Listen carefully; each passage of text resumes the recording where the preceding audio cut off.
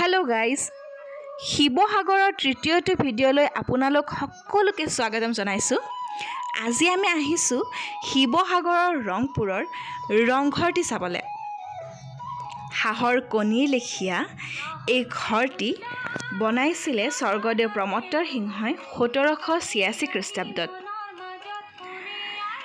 এই ঘৰটো বিশেষকৈ বৰালি মাছ, বৰা চাউল, হাঁহৰ কণী, মাটিমাহ আৰু অন্যান্য কিছুমান বস্তুৰ সংমিশ্ৰণেৰে এক বিশেষভাৱে চিমেণ্ট প্ৰস্তুত কৰি মাটিৰ ইটাৰে নিৰ্মাণ কৰি উলিয়াইছিল। ইয়াৰ দেৱালসমূহত দেৱ-দেৱী, সিংহ, হাতী আদি বিভিন্ন ধৰণৰ চিত্ৰ অংকন কৰি ৰখা হৈছিলে। ৰংঘৰটো দেখিবলৈ দুখলপীয়া। এই ঘৰটোতে বহি আহোম ৰাজ পৰিয়ালে খেল, বিহু আৰু বিভিন্ন ধৰণৰ সমাৰোহ উপভোগ কৰিছিলে। আহকচোন আমি এতিয়া ভিতৰ ভাগলৈ যাওঁ। ইয়াৰ ভিতৰ ভাগৰ সৌন্দৰ্যটো কেনেকুৱা সেইটোও চাওঁ। ইটাবোৰ দেখিছেনে? ইয়াৰ ইটাবোৰ আজিৰ ইটাতকৈ একেবাৰে পৃথক। ৰংঘৰটো দীঘলে 78 ফুট আৰু 37.5 ফুট বহল। আৰু দেখিছেনে এই পুতলাটো? ই কেৱল মোৰ পিছে পিছে ঘূৰিব জানে। এইয়া আৰু এইজনী মই। এই দুমহলীয়া ঘৰটো আহোম শাসন কালত প্ৰেভেলিয়ান ৰূপে ব্যৱহাৰ কৰিছিলে।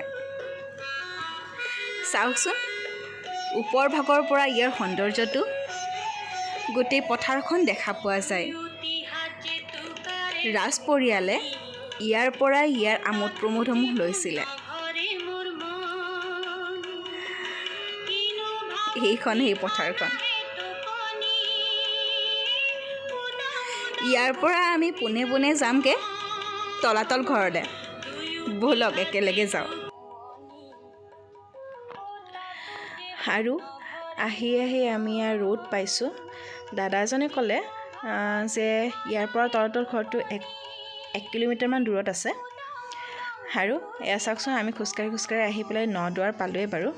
ইয়াৰ ভিতৰলৈ প্ৰৱেশ কৰিছোঁ। আৰু আহোঁতে ৰাস্তাতে পালোঁ এই গোলা ঘৰটো।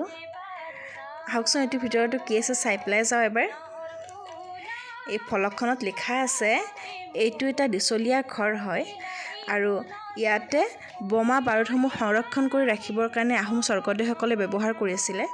এইটো একচুৱেলি ক'বৰ কাৰণে গ'লে এটা ভঁৰাল ঘৰ হয়, বোমা বাৰুদ ৰখা। আৰু ভিতৰ ভাগত চাগে সোমাবৰ কাৰণে নোৱাৰিম, তলা লুকুৱাই আছে। তথাপিও ভিতৰ ভাগত কেনেকুৱা কি হয় গোটেইখিনি দেখাই দিওঁ। ভালকৈ মেইনটেইন কৰা নাই ঘৰটো। এয়া ভিতৰ ভাগত এনেকুৱা।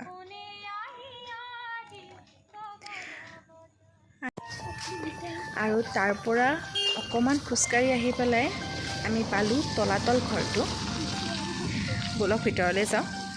ইয়াতো টিকেট কাটিব লাগে। পাৰ পাৰ্চন 20 টকাকৈ লয়। এইটো আমি টিকেট কাটিলোঁ আৰু ভিতৰলৈ গৈ আছোঁ। আৰু এই দুটা দেখিছেনে? এইকেইটা হৈছে বৰটোপ। 5টা আছে টোটেল ইয়াতে বৰটোপ। আৰু ইয়াৰে একোটা নাম আছে। দেখিবলৈ প্ৰথমটো হাতীৰ শুৰৰ লেখীয়া আৰু সেইকাৰণে সেইটো নাম হাতীশুৰীয়া। আৰু এইটো হৈছে হাতীৰ খোজৰ নিচিনা, সেইকাৰণে এইটো হাতীখোজীয়া।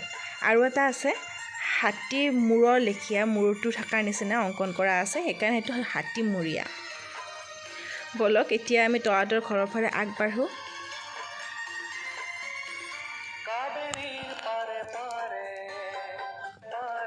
আৰু ইয়াৰ ওপৰত উঠিলোঁ। এইটো কোৱা হয় ৰাণী ঘৰ আছিলে। আৰু ইফালে এইটো দেখিছেনে?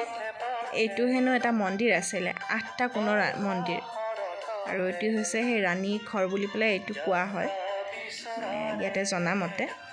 আৰু ব'লকচোন ভিতৰলৈ যাওঁগৈ।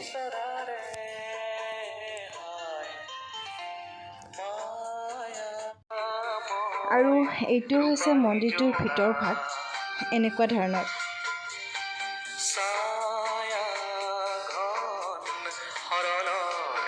আৰু ইয়াৰ পৰা ওলাই পেলাই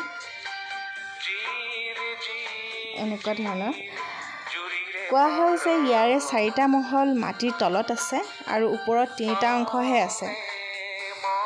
4টা মহল তলৰে দুটা সুৰংগ গৈছে, এটা দিখৌমুখলৈকে গৈছে আৰু এটা গড়গাঁওলৈকে গৈছে, গড়গাঁও তলাতল ঘৰলৈকে। সেইকাৰণেহে কোৱা হয় যে ইয়াতে মাৰিলো টিপা, গড়গাঁও পালেকৈ শিপা। আহকচোন মহলটো কেনেকুৱা আপোনালোককো দেখাওঁ। চাই যাওক একেলগে মোৰ লগতে।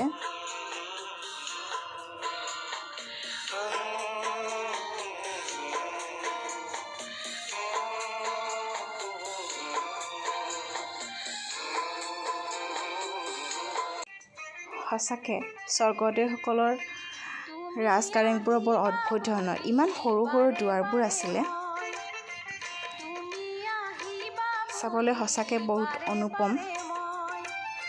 ক'ৰ পৰা কি পাইগৈ একো ধৰিবই নোৱাৰি। আৰু শুনামতে ইয়াতে হেনো পৰ্যটকবোৰ আহি পেলাই হেৰাইছিলোঁ, সেইকাৰণে তললৈ যোৱা সুৰংগবোৰ মাৰি দিয়া হৈছে বৰ্তমান সময়ত। সেইবোৰ এতিয়া নাই। ইয়াতে দেখিছেনে, ইয়াৰ পৰা ওলালোঁ আৰু কি আহি পেলাই পালোগৈ। গোটেই ঘৰটো হিন্দীতে কয় যে ভুল ভুলৈয়া বুলি, গোটেই ঘৰটো বা ভুল ভুলৈয়া টাইপৰ। ক'ৰবাত কোনোবা ফালে যাওঁ, কিবা গৈ পেলাই পাওঁগৈ। এনেকুৱা হৈছে আমাৰ লগতো। কোনজনী কোনফালে গৈছোঁ কোনো ধৰিবই পৰা নাই।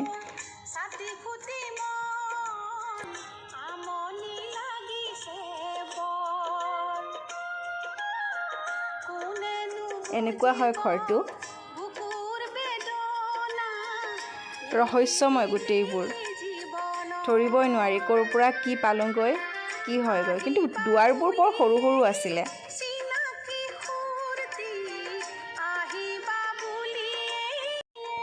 আৰু এইটো হৈছে ৰাণীঘৰটো, কোৱা হয় ৰাণীঘৰ বুলি পেলাই। নাজানো আছিলে নে নাছিলে ইয়াতে ৰাণী, কোৱা হয়। ইয়াৰ হেনো একদম তলৰ যিটো মহল আছিলে সেইটো মহল লগোৱা লিকিৰি এইবোৰ ৰাখিছিলে, আৰু ওপৰত আছিলে ৰাজপ্ৰসাদ। এইটোৱে হৈছে সেই ৰাণী ঘৰটো। এইখিনিয়ে দেখালোঁ আপোনালোকক, একদম সৰুকৈ এটা ভিডিঅ' বনাই পেলাই একদম শ্বৰ্ট ভিডিঅ'ত। গোটেই ঘৰটো দেখুৱাবৰ কাৰণে নোৱাৰিম, কাৰণ বহুত দীঘল হৈ যাবগৈ। যিমানখিনি পাৰোঁ এইটোতে কভাৰ কৰিছোঁ আৰু ইয়াৰ পিছত আমি যাদুঘৰলৈকেও যাবলৈ আছে। ব'লক যাওঁ ইয়াৰ পৰা। আৰু এয়া আহি আমি বৰদুৱাৰ এখন পাইছোঁ, আৰু ইয়াৰ পৰা পোনে পোনে গৈ থাকিলে জয়সাগৰ পুখুৰী পায়, আৰু লগতে যাদুঘৰটো ইয়াতে আছে। আচলতে উত্তৰণ যাদুঘৰ বুলিলে এইটো এটা মিউজিয়াম হয়। ব'লক তাৰ ভিতৰলৈ গৈ পেলাই দেখুৱাওঁ আপোনালোকক কি আছেনো ভিতৰ ভাগত। আৰু এইটো বৰদুৱাৰ মুখৰ নামঘৰ হয় জয়সাগৰৰ, আৰু ইয়াতে দেখিছেনে এইটো উত্তৰণ যাদুঘৰ, সেইটোৱে হয়। ব'লক ভিতৰলৈ যাওঁ। ইয়াতো আমি 20 টকাকৈ টিকট কাটিলোঁ, আৰু কাটি পেলাই ইয়াৰ ভিতৰ ভাগত সোমাইছোঁ। এয়া দেখিছেনে, এয়া অসমীয়া থলুৱা যিখিনি আমাৰ বস্তু বাহিনী আছে, জাকৈ, খাৱৈ, দা কটাৰী, আগৰ দিনৰ মানুহে যিখিনি হেৰি কৰিছিলে, এই মিউজিয়ামটোৰ ভিতৰত এইখিনিয়ে জাষ্ট সজাই পেলাই ৰাখি পেলাই থৈছে। এইখিনিয়ে হয়।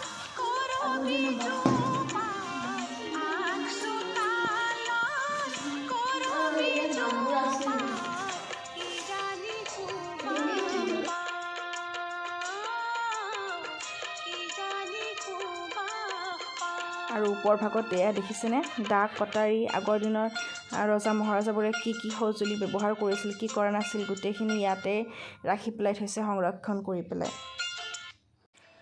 আৰু এইখিনি আছে যাদুঘৰৰ ভিতৰত।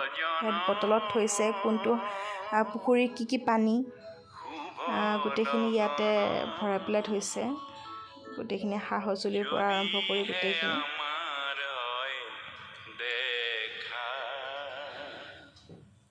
বিভিন্ন ধৰণৰ বস্তু আছে, আৰু এইখিনিয়ে। ব'লক এতিয়া জয়সাগৰ পুখুৰীৰ ফালে অগ্ৰসৰ হওঁ। সিফালেও যাওঁগৈ, কেনেকুৱা কি হয় তাৰ পৰিৱেশটো ইয়াৰ পৰা ওলাই পেলাই। বলক একেলগে চাই থাকক ভিডিঅ'টো। আৰু তাৰ পৰা ওলাই পেলাই আমি ৰাস্তাতে পালোঁ ৰংগনাথ শিৱদৌলটো। ভাবিলোঁ একেবাৰে এইটোও চাই পেলাই যাওঁ। এইটোৱে হয় সেই শিৱদৌলটো। শিৱসাগৰত দৌল বহুত আছে। শিৱদৌল, বিষ্ণুদৌল, দেৱীদৌল, জয়দৌল গোটেইবোৰ।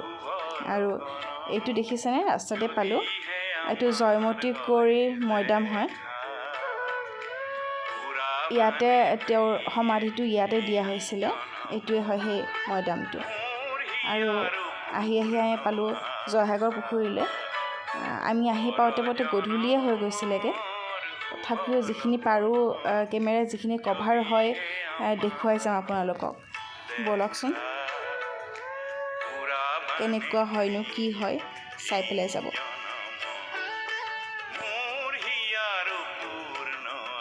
এইটোৱে হয় সেই জয়সাগৰ পুখুৰীটো। বহুত ডাঙৰ, বহুত প্ৰকাণ্ড পুখুৰী এটা। শিৱসাগৰৰ নিচিনা একে। আৰু সেইটোৱে হৈছে বিষ্ণুদৌলটো ইয়াতে থকা। আৰু এইটো হৈছে জয়সাগৰ পুখুৰী। আবেলি হ'লগৈ ভিডিঅ'টো কৰোঁতে চ' আপোনালোকক ভালকৈ দেখুৱাবৰ কাৰণে নোৱাৰিলোঁ, যিহেতু আমি ঘৰলৈকে যাবও লাগিবগৈ। ভিডিঅ'টো আমি ইমানতে সমাপ্ত কৰিম। যদি ভাল পালে লাইক ছাবস্ক্ৰাইব কৰি যাবগৈ। আকৌ লগ পাম অন্য এটি ভিডিঅ'ত। আজিলৈকে বাই বাই, থেংক ইউ।